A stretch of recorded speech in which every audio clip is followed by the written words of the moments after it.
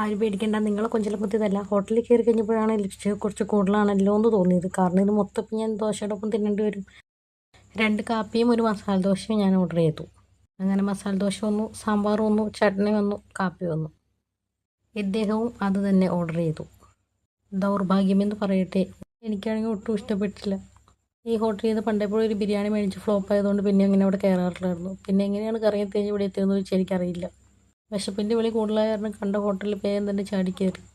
പക്ഷേ മസാല ദോശയൊക്കെ ഏകദേശം ഓക്കെ ആയിരിക്കുമെന്ന് ഞാൻ വിചാരിച്ചു. പക്ഷേ ഞാൻ ഉദ്ദേശിച്ചൊരു ടേസ്റ്റ് ഉണ്ടായിരുന്നില്ല. പിന്നെ അങ്ങനെ കുറ്റം പറയാൻ പറ്റില്ല, ചിലപ്പോൾ എനിക്ക് ഇന്നത്തെ മാത്രമായിരിക്കും ഇങ്ങനെ പറ്റിയിട്ടുണ്ടാവുക. പിന്നെ കാപ്പിയൊക്കെ കുറച്ച് നേരം കുടിച്ചു. കുറച്ചാണ് കഴിച്ചോളൂ, അല്ലെങ്കിൽ ഞാനാണെങ്കിൽ മസാല ദോശയൊക്കെ ഒന്ന് നിറച്ച് കഴിക്കണേ കേട്ടോ, ക്രിസ്പി ആയതുകൊണ്ട്. ആളും കുറച്ചാണ് കഴിച്ചിട്ടുണ്ടായിരുന്നുള്ളൂ, പിന്നെ കാപ്പിയും കുറച്ചാണ് കുടിച്ചിട്ടുണ്ടായിരുന്നുള്ളൂ. ഞാനാണെങ്കിൽ കാപ്പി നിറച്ച് കുടിച്ചു. പിന്നെ ഷോപ്പിൻ്റെ അവിടേക്ക് നാസ്ലാനെ കൊണ്ട് കുറച്ചധികം നേരം ഇങ്ങനെ സംസാരിച്ചിരുന്നു, അതും ഇതൊക്കെ പറഞ്ഞ് ഉമ്മിയൊക്കെ തന്നു വിട്ടു. ഇതിലാണെങ്കിൽ എന്നെ ഓരോന്ന് പറഞ്ഞ് ഇങ്ങനെ ആട്ടിക്കൊണ്ടിരിക്കുകയാണ്. പിന്നെ പോകുന്ന അത്രയുള്ളൂ, ബൈ.